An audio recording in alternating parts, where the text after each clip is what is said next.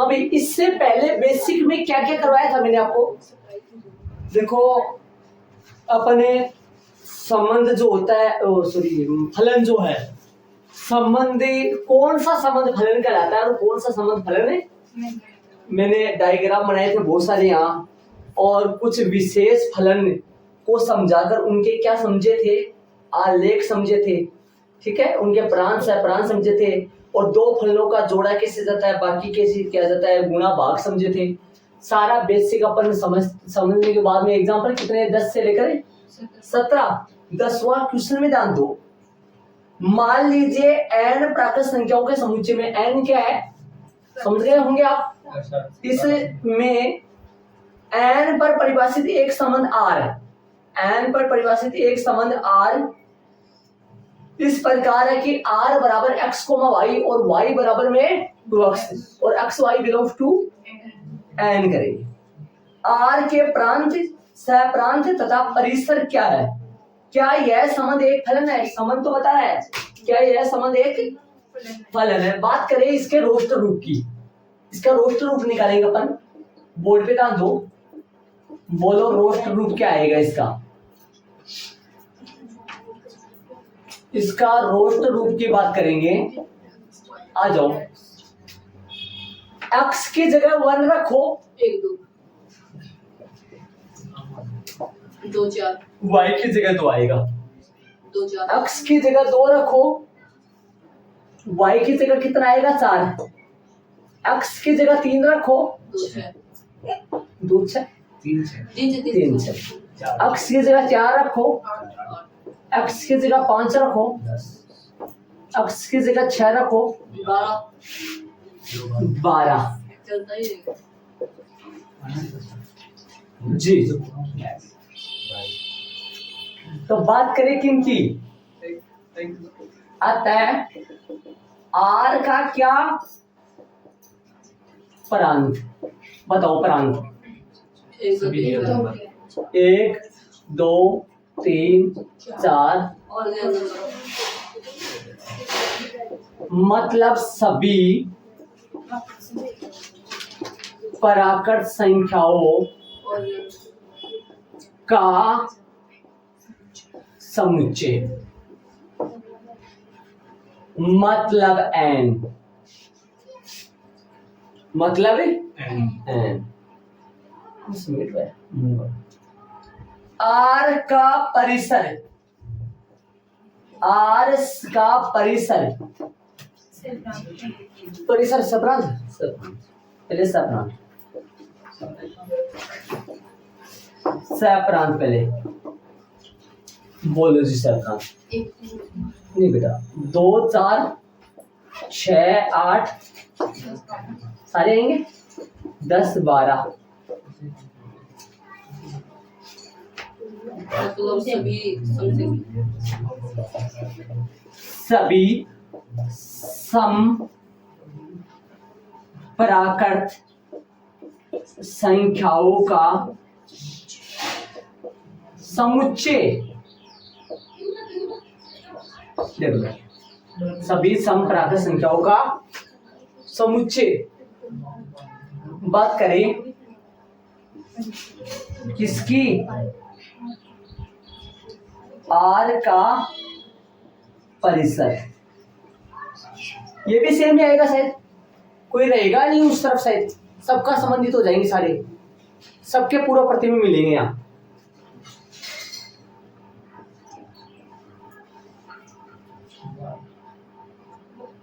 नहीं क्या कर देंगे, 1 मिनट रुको भाई, रुको, ये क्या करते, सम किससे आएगा यहाँ, गलत हो गया, क्या आएगा इसके बीच में, 1 3 सारे आएंगे ना, पढ़ते आएंगे ना इसमें, डायग्राम के फॉलो करो थोड़ा सा। इसमें क्या आएगा, इसमें आएगा 1 2 3 4 5 6, मतलब सभी पराकृत संख्या आएगा। बस 1 मिनट रुको, है ना, 1 मिनट सुनो, इधर जाओ, है भाई इधर जाओ। क्या आएगा, ये n ही आया, लेकिन इसमें क्या आएगा, इसमें 2 ये 4 6 इसमें आएगा 10 ये आर पर आर है हैं समझे आर पर आर और चलो एन पैन एन पैन आर संबंध एन पे एन सभी सम पराकृत संख्याओं का आपको पता लग जाएगा। अभी डायग्राम जो बनाएंगे ना उसमें डायग्राम बनाएंगे अपन उस तरफ जगह रखना नहीं सर नहीं जगह रखना उस तरफ नहीं है सर बारीक जगह डायग्राम इस तरह बना दो यहाँ 1 2 3 4 5 6 डेश डेश 1 2 3 4 5 6 7 8 ये एन है एन से एन पे एन से एन पे एन से एन पर और ये संबंध आर है। एक का संबंध किन से बनेगा 2 से 2 का संबंध किन से बनेगा 4 से 3 का संबंध किन से बनेगा 6 से और 5 का संबंध किन से बनेगा 4 का संबंध किन से बनेगा 8 से और 5 का मत लिखो। ये लो अब बता दो अब देखो तो वास्तव में सहप्रांत में क्या आएगा परिसर में क्या आएगा। सहप्रांत में तो सारे आएंगे सहप्रांत में तो सारे आएंगे लेकिन परिसर में तो वो आएंगे जो संबंधित है।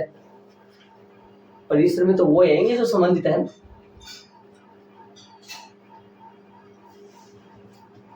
अब बताओ ये संबंध एक फलन भी है क्या। फलन की क्या डेफिनेशन पढ़ी थी अपने समुच्चय ए के प्रत्येक अवयव का समुच्चय ए के प्रत्येक अवयव का समुच्चय बी में एक इकलौता प्रतिबिंब होना चाहिए। एक इकलौता इकलौता का मतलब एक अद्वितीय इकलौता तो अठे भी है कि वो चीज क्या इसके प्रत्येक अवयव को उधर प्रतिबिंब मिल रहा है मिलेगा प्रत्येक का मिलेगा क्यों नहीं मिलेगा। और ऐसा कोई अवयव है क्या जिसका इस तरफ डबल प्रतिबिंब है सबका एक एक ही प्रतिबिंब आ रहा है। तो समुच्चय एक का प्रत्येक अवयव का केवल एक और केवल एक प्रतिबिंब समुच्चय बी में उपस्थित है इसलिए यह संबंध एक फलन है। ये लिखेंगे क्या कर दिया बड़ा बड़ा लिख दिया। चलो ये बात लिख देंगे अपन यहाँ यहाँ पर लिखेंगे ध्यान से सुनिए। हाँ इधर ध्यान दो ये बात यहाँ पर जाएंगी याई आगे ठीक है। अवयव का सहप्रांत किसमें सहप्रांत एन में एक और केवल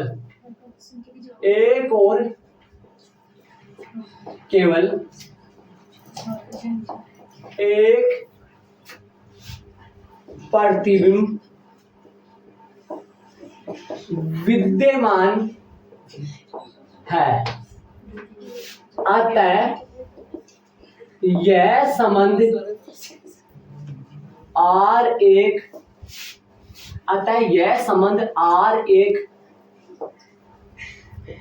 फलन है। आंसर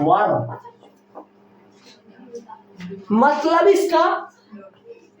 इसको क्या कहते हो प्रांत इसको क्या कहते हो सहप्रांत।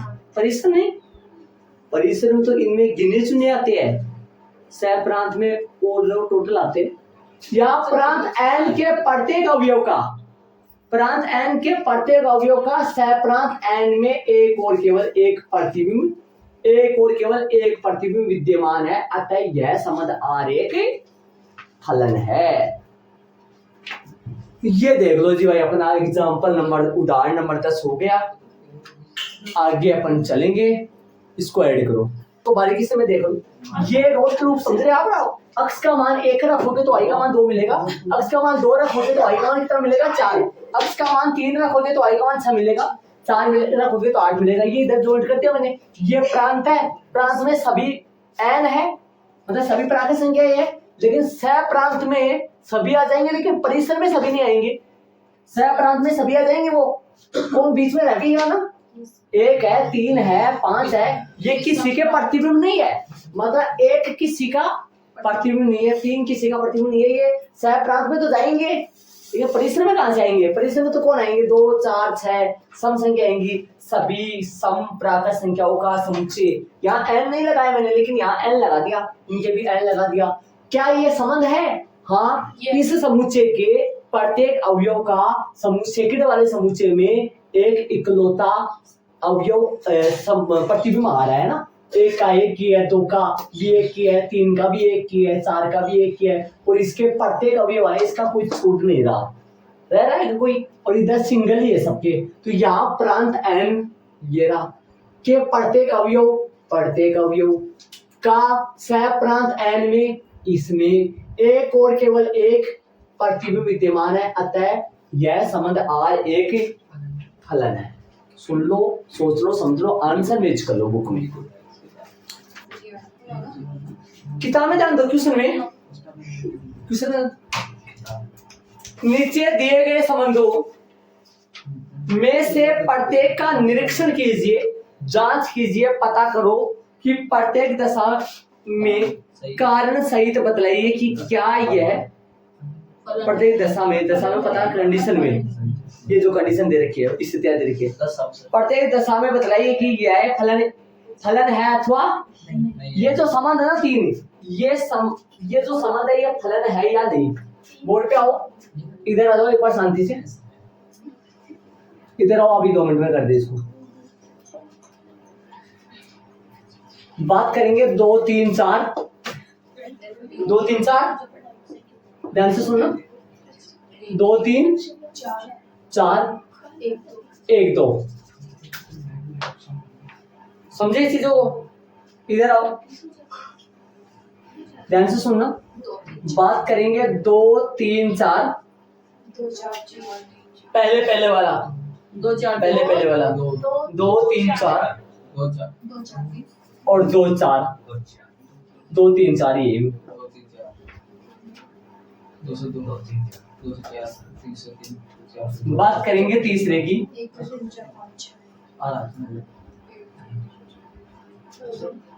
1 2 3 4 5 6, 2 3 4 5 6 7 से शेकोट हो,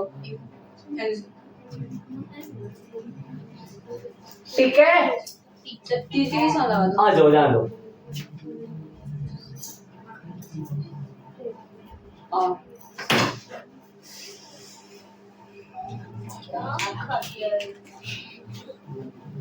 मैच करिए, करो।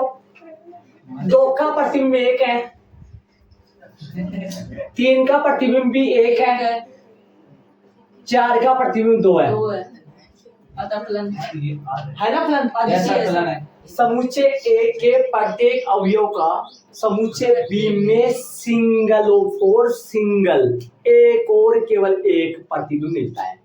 ऐसे में समझना 2 और 3 का एक ही प्रतिबिंब वो हो सकता है, लेकिन 1 और 2 का एक नहीं हो सकता। 2 1 के डबल प्रतिबिंब नहीं आना चाहिए, 2 का भी 1 के प्रतिबिंब है, 3 का भी 1 के, वो चलेगा। इधर आओ, 2 का प्रतिबिंब 2 2 4, हाँ, 2 का प्रतिबिंब 4, ये नहीं है सर, कम से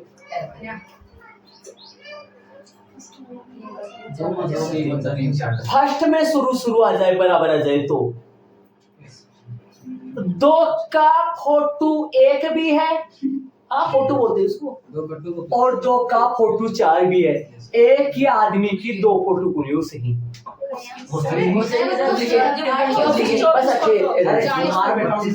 जितनी से फोटो को नहीं हो सके, मतलब फोटो का मतलब हो गया अलग अलग तस्वीर नहीं खींच सकते उनकी, एक मतलब नक्शा तो नक्शा कैमरे से तो नहीं खींच। जी रुक जाए। 3 का प्रतिबिंब 3 है, और 4 का 4 है। ये धमाल मचा रहा है, ये नोट बना रहा है, इसको फलन नहीं है जी। इधर आ, 1 का प्रतिबिंब 2 है, 2 का प्रतिबिंब 3 है, 3 का प्रतिबिंब 4 है, 3 का प्रतिबिंब 4 है जी जी जी। 5 का 6 और 6 का 7।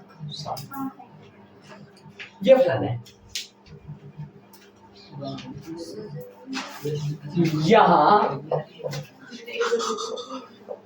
परांत के प्रत्येक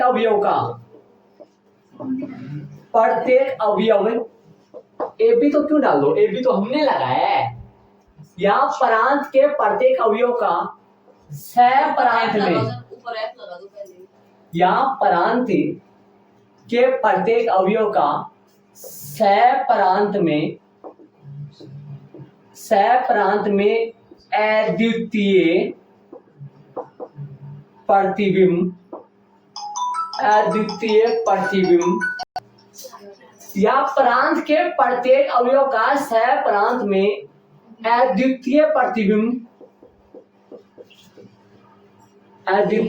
विद्यमान है। अद्वितीय प्रतिबिंब विद्यमान है। अतः यह संबंध एक फलन है। आंसर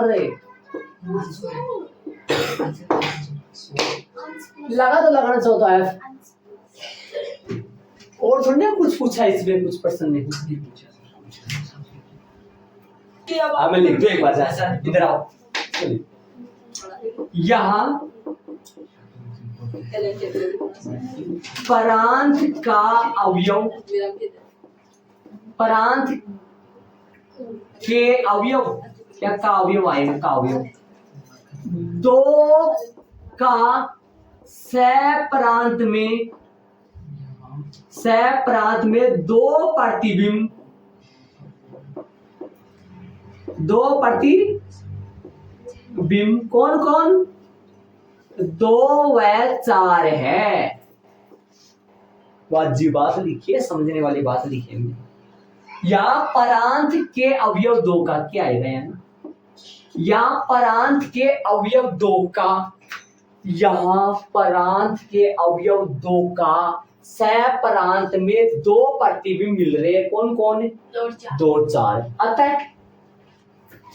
अतः यह संबंध एक फलन नहीं है।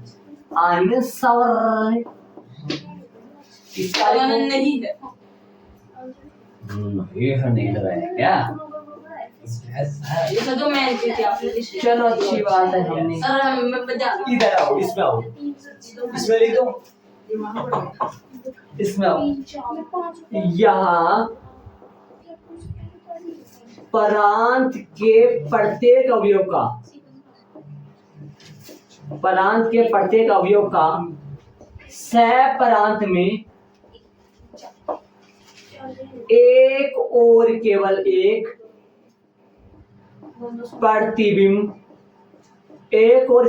प्रतिबिंब विद्यमान है। अतः यह संबंध R एक फलन,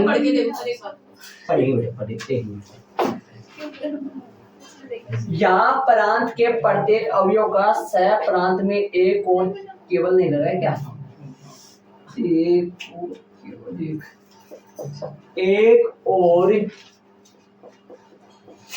केवल एक की जगह द्वितीय लगा दो, है ना। प्रत्येक अवयव का सह प्रांत में एक और केवल एक प्रतिबिंब विद्यमान है। अतः यह संबंध R एक फलन है। सेकंड वाले में लगाओ R, कोई बात नहीं, ठीक है। देख लो शांति से, आराम से आंसर मैच कर लो इनका, आगे चलेंगे अपन, इनको ऐड कर लो। किताबें ध्यान देना, क्वेश्चन में क्या बोला इसने। मान लीजिए कि n वास्तविक संख्या का समुच्चय होता है, वैसे n प्राकृत संख्या का होता है, लेकिन यहाँ पर ये आपको बता दिया है इसने वास्तविक संख्या किसका होता है, r होता है वैसे रियल नंबर। तो वास्तविक संख्याओं का समुच्चय n है और ये फलन है n से n पर परिभाषित। n से n का मतलब क्या हुआ, इधर भी n आएगा उस तरफ भी n आएगा, फलन है ये, न कि संबंध है। संबंध तो है, सॉरी संबंध तो है, ये संबंध एक फलन है, समझ रहे हो क्या, ये फलन है, ये संबंध तो है यार, इस संबंध का नाम क्या पड़ेगा, पहले से बोला इसने फलन बना। पीछे वाले सवाल में संबंध था, संबंध के लिए क्या बताना था पीछे वाले सवाल में, फलन है या फिर उससे पीछे वाले में बताना था ऐसा। ये तो पहले से एडवांस में अगले ने क्या दे दिया, इसने फलन बता दिया। फलन क्या है, f(x) = 2x + 1 है। आगे क्या बोला इसने, नीचे देखो, द्वारा परिभाषित एक वास्तविक मान फलन है। इस परिभाषा का प्रयोग करके नीचे दी गई सारणी को पूरा या पूर्ण कीजिए। नीचे सारणी है, x का मान 1 रखा जाए तो f1 का मान 3 आया, नहीं खालिस्तान आया, मतलब आपने शुरू ऊपर। तो ये मान निकालना है, इसमें फिल करना है। तो f x की जगह 1 रखे तो f एक कितना आएगा, 2 × 1 प्लस में 1 इक्वल में 3। f2 कितना आएगा, 2 × 2 प्लस में 1 इक्वल में 5। f3 कितना आएगा, 2 × 3 प्लस में 1 इक्वल में 7। f4 कितना आएगा, 4 का प्रतिबिंब बताओ कितना आएगा, फलन के तहत 4 पर इस फलन का मान, 4 पर इस फलन का मान कितना होगा देख लो, 9 होगा। 5 पर इस फलन का मान 11 होगा। 6 पर इस फलन का मान 2 × 6 प्लस में 1 इक्वल में 13। f7 पर इस फलन का 2 × 7 प्लस में 1 इक्वल में 15। अतः लो और सारणी को फिल करो, नीचे लगा के पूरा ऐड करके सारणी बनाओ और इनको फिल करो। हाँ, ये x है, ये y है, x है, y है, x है और y है, ये 1 है, ये 2 है, 3 4 है, 5 6, इनको फिल करना है। मतलब 7 तक है। सिर्फ बात करेंगे मानो कि f1 बराबर में कितना आया, 3, या 3 के अंडरलाइन कर लो। f2 बराबर में कितना आया, f2 कितना है 5 पर, क्या मेरे पास जगह नहीं है, थोड़ा छोटे बना दिया मैंने, डाल दे दो। f3 कितना आएगा, 7। f4 कितना आएगा, 9। f5 कितना आएगा, 11। f6 कितना आएगा, 13। f जैसे क्वेश्चन में है उसके अनुसार ये इसका आंसर आ गया। क्वेश्चन में f1 है, f1 के आगे क्वेश्चन में क्या है, खालिस्तान है, तो खालिस्तान में कितना फिल करना है, 3 7 3 5 7। तो ये ऐड करके लास्ट में आंसर लगा दो, यही इसका आंसर है, ये फलन है। आगे वाले एग्जांपल में कल चलेंगे।